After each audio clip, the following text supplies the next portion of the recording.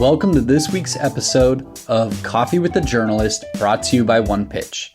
The guests on our show include some of the most notable journalists from the top US-based publications who cover topics including technology, lifestyle and culture, health, science, consumer products, business news, and beauty and wellness. We discuss their role, the types of stories they cover, what their inbox looks like, and how they connect with sources.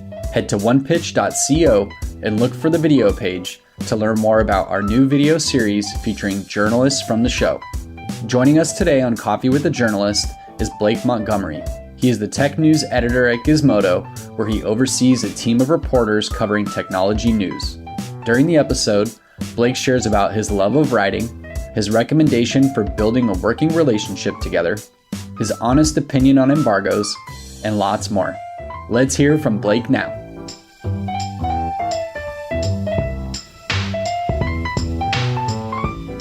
Welcome, everyone. I'm Beck Bamberger here with OnePitch. You're listening to Coffee with the Journalist. Hopefully you have some coffee, maybe just a drink, maybe some water. Whatever it is, you're here to listen to some great insights from our journalists and media friends who are helping us become better publicists, better PR people, because we all need each other here. That's why we started this. I happen to run BAM, an agency, so we work with publicists, journalists all the time, working with venture-backed technology companies. And I also started OnePitch because I saw definitely the need here to help our relationships be better in our relationships with journalists and media. Blake Montgomery is here with us today. He's the tech news editor at Gizmodo. We're going to talk about what is Gizmodo in case you need a refresher there. And actually, Blake, you actually came from literature and letters from Stanford University as your BA. Can we start with that and welcome? Welcome. First that, and then what does letters mean from Stanford University? Thanks for having me. Yes. So I studied English literature, creative writing at Stanford University in undergraduate. I mean, initially, I didn't really want to be a journalist. I was on the high school paper, and what you write about as a high school journalist is sort of circumscribed. You're writing about sports or teachers who have hobbies, or in the rare case, like a social issue as it intersects with your class, which is only 100 people. Or in the case of my high school, it's only 100 people. Versus as an adult journalist, like the world is your oyster. You can really pick whatever you want to write about. And just as long as you're interested, that comes through in your writing. And you write about stuff with stakes. You write about, like in the case of technology journalism, you write about people investing millions and millions of dollars. You write about this technology that affects billions of people and how they go about their daily lives. Yes. That's a lot of power. Yeah. And that is so fascinating and so much more fun. And there's a lot of romping to be had as an adult, as a journalist writing about stuff. I am particularly fond of like tabloid news and take a lot of inspiration from like the New York Post. So like writing about stuff in a fun way really gets through to a reader, I think. But when I came out of high school, I wanted to be a novelist. And so I studied creative writing and a lot of other different stuff because didn't really think that being a novelist or a creative writer was a very serious thing to do. So it took me a while to like commit to that major. But then once I graduated, I realized that no one would proactively pay me to write novels. I remember having a conversation with an agent once, and she said, "Can you send me your manuscript?" And I said, "What manuscript?" And so it was a very rude awakening into seeing that you needed to have the thing before someone would pay you for the thing. And so I kind of returned to journalism and found that I liked it a lot more than what I had in high school. So that's a long way of answering your question, I think, but that's how I came to it.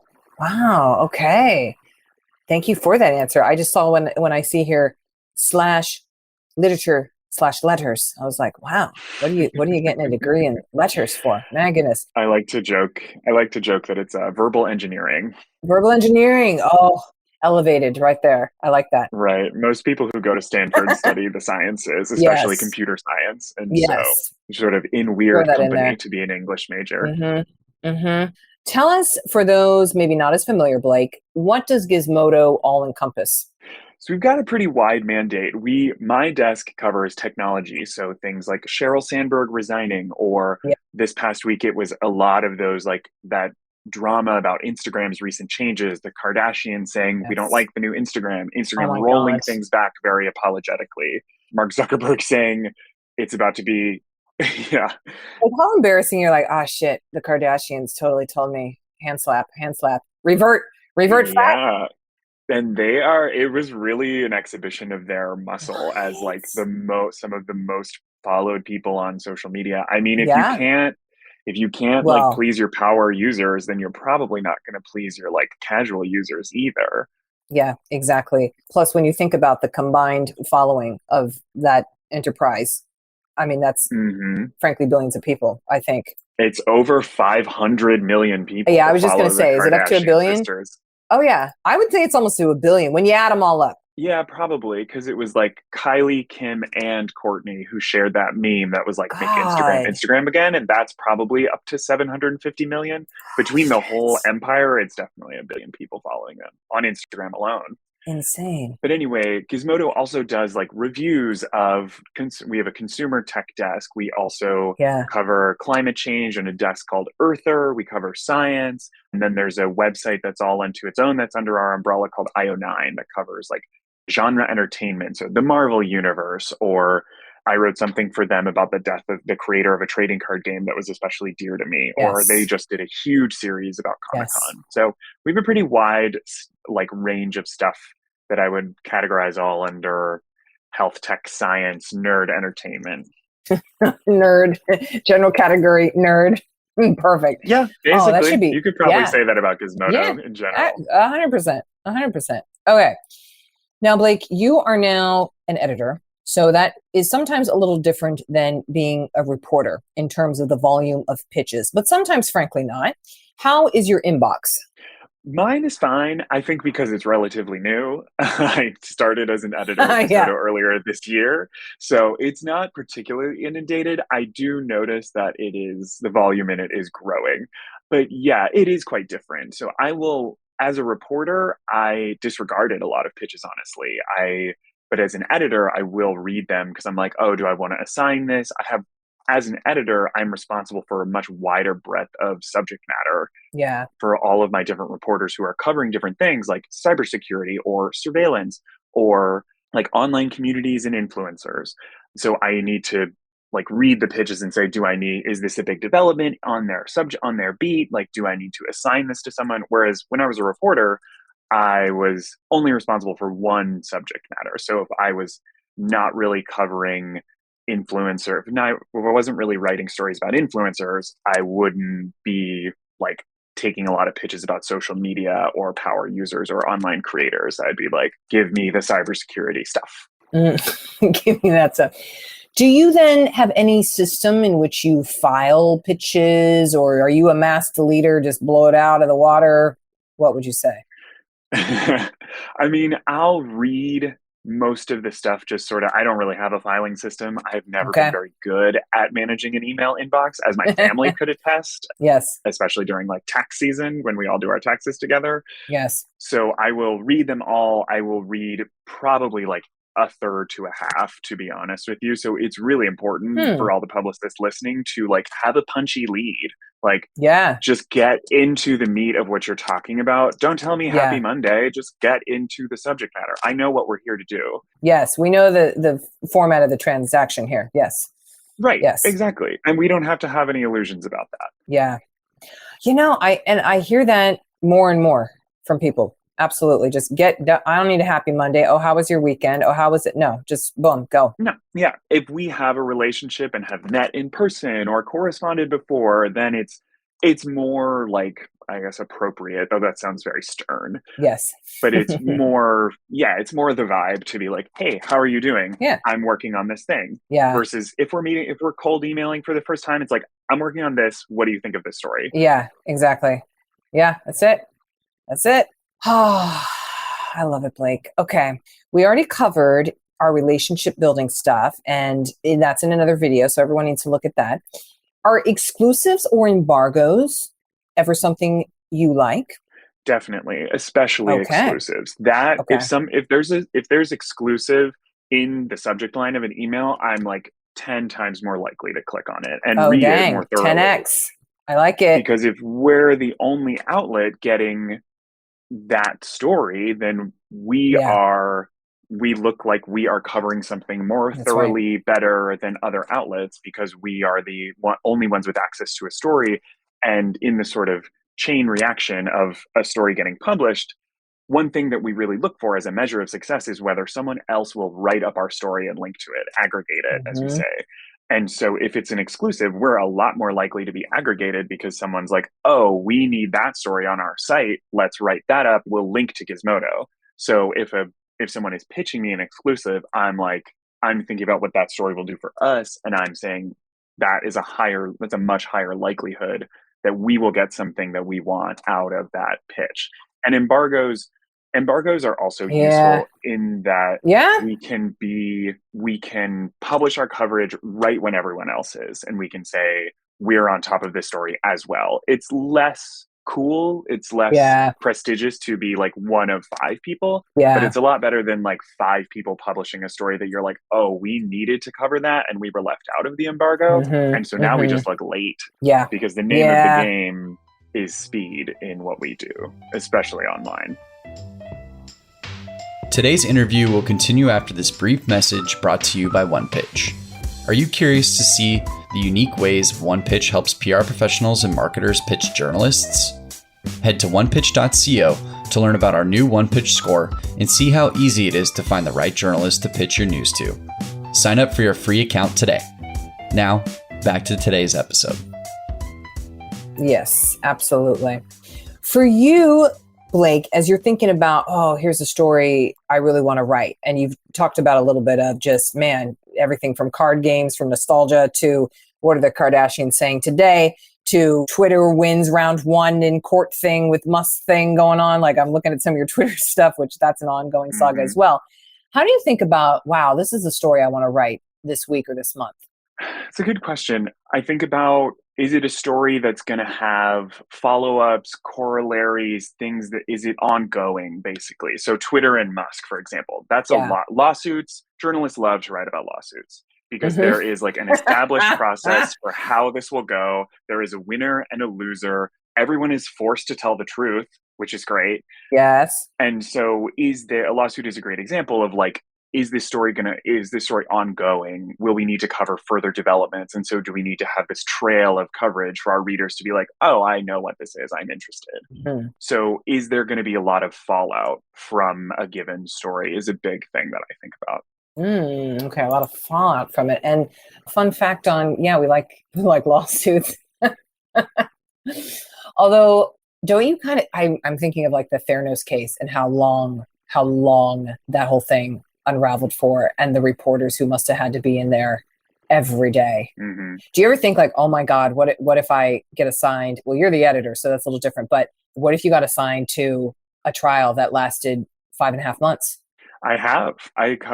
So when I was covering a different type of technology, when I covered like right-wing extremism, I was at the Charlottesville white nationalist riots, and then a year later, I covered the trial of the driver, basically gavel to gavel. And that lasted only 3 weeks. It's not 5.5 months. Okay. Yeah. It's not Theranos where there was so much discovery involved in that case and so many documents. It was so kind of like ponderous in the weight and like length of it. But I have like sat in a trial for jury selection, listened to all the arguments. And I mean, it's honestly awesome. It's so fun. You're just really in the white hot center of the thing that is happening, and everyone so you're down. wants to know. You like it? Yeah, it's quite fun. I mean, there's nothing more fun it's a as live a journalist drama. Yeah, exactly. And drama. like I said, you're watching people compete, and you say they made these arguments. These people made these arguments. This document surfaced, and we've never seen it before, and it relates to this. And so, I mean, trials are very gladiatorial. They're just like kind of enthralling to watch. Kind of agree with that. Like the Johnny Depp thing. Everyone loved that. Everyone was glued to that. It was the biggest story. Much to our chagrin at Gizmodo, we were not covering the Depp Heard trial, and we noticed like that everyone was looking at that and not at the stuff that we were covering. We're like, bummer. This is not really within our purview. Yeah. So there's nothing more fun as a journalist than to be at the white hot center of something as it is happening, and then to like be among the first with the information and to be at the event. I mean, a lot of technology scoops are information that is like passed on to you by a source, and you like couldn't have been in the boardroom at the Uber like vote where they dismissed Travis Kalanick, versus like being at a trial. You're watching the thing happen with your very own eyes. Gosh, you're getting it firsthand. Dang. Now it makes me excited. Like, ooh, how can I get assigned to do a trial reporting thing? Damn. Well, it's not my job, but we can listen to the Musk Twitter trial in Delaware Chancery Court, which we did. And so that was what gave rise to that story that you were talking about of like Twitter wins round one. We were listening as it happened. Yes. We're like, this is a big deal. This is not a big deal. Edge of your seat. Yeah. So fun. Oh man. Anyway. Okay. I like that. Blake, what are you reading right now for fun, or watching for fun, or podcasts for fun? Whatever. We just like to hear how you consume stories. Sure. So let's see, for fun, I listen to the podcast Who Weekly, which is about like D-list celebrities. In the mornings, I listen to, and I love celebrity gossip. There's a lot that reporters can learn. There's a lot that reporters can learn from celebrity gossip if they wouldn't be so high-minded about it. 100%. 100%. In the mornings, I listen to like NPR's Up First and ABC's Start Here to kind of get an idea of like what are the big threads of the stories going on, or the biggest stories in the nation. I'm reading alongside a friend. I'm reading this book called Gravity's Rainbow, which is this like ponderous novel from the 1970s by Thomas Pynchon. And I just watched Gravity's Rainbow. Damn. Okay. Hold on. I'm going to look it up on Audible. How do you like it? Is it dystopian-ish? What would you say? Not yet. I'm not very far. I just started. Okay. Ooh, it's a 37-hour one on Audible. It's a big one. Big boy. It's about like rockets and bombs and paranoia in the 1970s. And it's kind of like Moby Dick in that it's just packed with allusions to all sorts of other stuff, which is something that I really like in the book. I love it. It did win, by the way, though, winner of the 1973 National Book Award. Gravity's Rainbow is a postmodern epic. Okay. Wow. All right. Continue. What are you watching? I was watching the show. This was a while ago now, I guess, but Under the Banner of Heaven. Oh, how was that? Murders. I loved it, and I'm really looking forward to Netflix's adaptation of The Sandman, which was a graphic novel that I really loved a long time ago. That's coming out later this week. Yes. Wow. Okay. I like it. Quite a wide appetite and palette there you have for the stories, Blake. Okay. I love content. Me too. Okay. So speaking of fun, this is kind of something new that we're asking type of people. Like, what do you do besides your journalist job? Like for fun? This is also work, I suppose, but it is like my main hobby. I write fiction. I write science fiction. So I'm working on this collection of stories that's about an alternate reality where like resurrection is a very commonplace medical practice. So people can just come back to life. Ooh. I also like to do like running and yoga, and that's like sort of boring. Yeah. No, it keeps you fit and healthy. That's good. Yeah. Sane, probably. And it's kind of the only time when I'm not thinking about work is when I'm in like physical pain. So that's helpful. Hey, keeps you focused. I like it. Yeah. I also watch a lot of TikTok, which is both work and fun. Yeah, I could see both of it. Do you have a favorite influencer on there by chance? Oh, a good question. There's so many. There are so many. Oh, actually, you know what? I don't remember his name, but there is someone who I recently followed who goes on a lot of hikes in Scotland and narrates them in Gaelic. Or I think it's pronounced Gaelic, actually, which I didn't realize. There's a niche for everything. It's so soothing to listen to. Wow. The whole time? So as he's hiking up, he is still huffing and puffing and saying whatever he needs? Very much so. And there are it obviously gets like more and more winded as time goes on in the video, which is quite funny. And he has like subtitles in English. Obviously, I don't speak Gaelic. But so that's fun. TikTok is also an amazing like engine for music discovery, and I love listening to music. It's true. And going to concerts, and so I'm like very excited. That is very fun. Okay. Again, wide palette, appetite. Okay. Blake, we did not go into pitches a little bit more and I wanted to loop back on that. And then also just like Sure. your favorite subject line. So let me cycle back to that. For you, what would you say are the 3 must-have elements of a good pitch?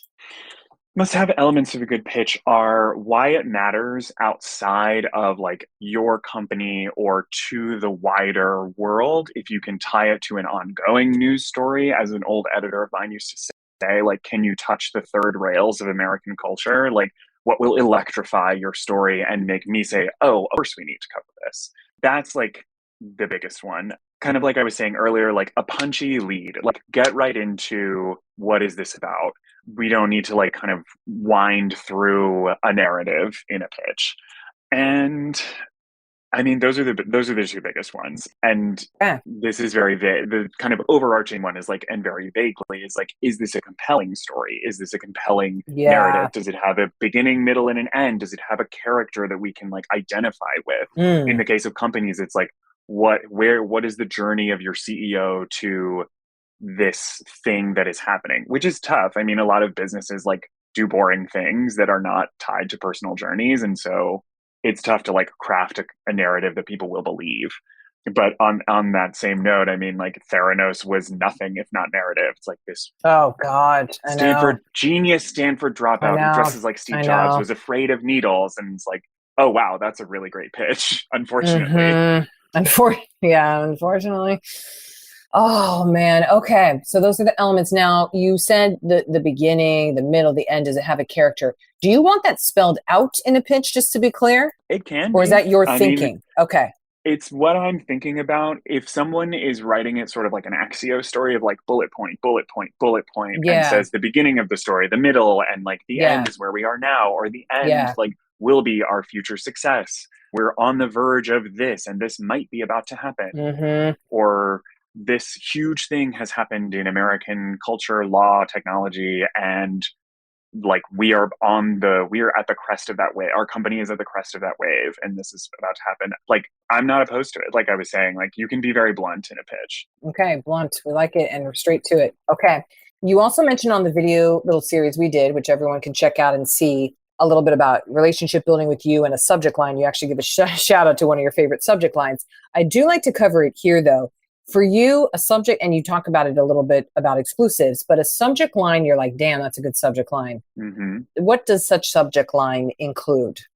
So a lot of them have what they are about in the first like 1 or 2 words. So study, the United States government makes far more requests than other comparable governments of technology companies. Pitch, spoiled nostalgia at Elon Musk's charging stations. Exclusive, Yeah. whatever that exclusive is. I mean, you guys sent me, your subject line was podcast guest.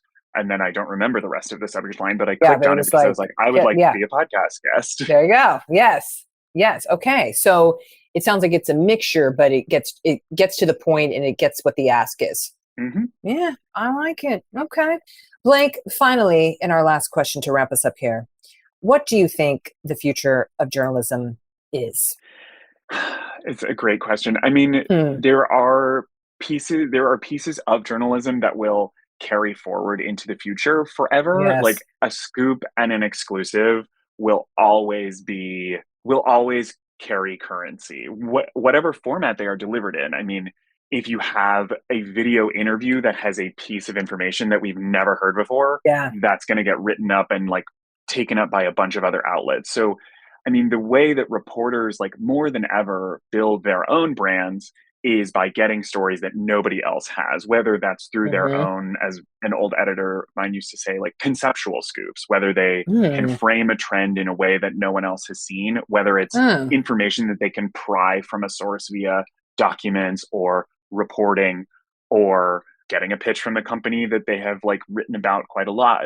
The way, more than ever, the world of journalism is like scoop driven, and that's what gets people's attention in a very crowded place. You're like, where I have to go to a place where I am getting information that I cannot get anywhere else. So that is both the past and the future, in my opinion. I said I was very fascinated with like tabloids and celebrity gossip, and like that's something that they have trafficked in forever, and it's something that like the rest of journalism is sort of up to in a weird way of like a tabloid exclusive of like insider sources are saying, or exclusive interview with this person, this celebrity that you definitely want to read. Like the rest of the journalism world, the rest of the journalism world that thinks itself more serious than that is like, whoa, we all need exclusives all the time now.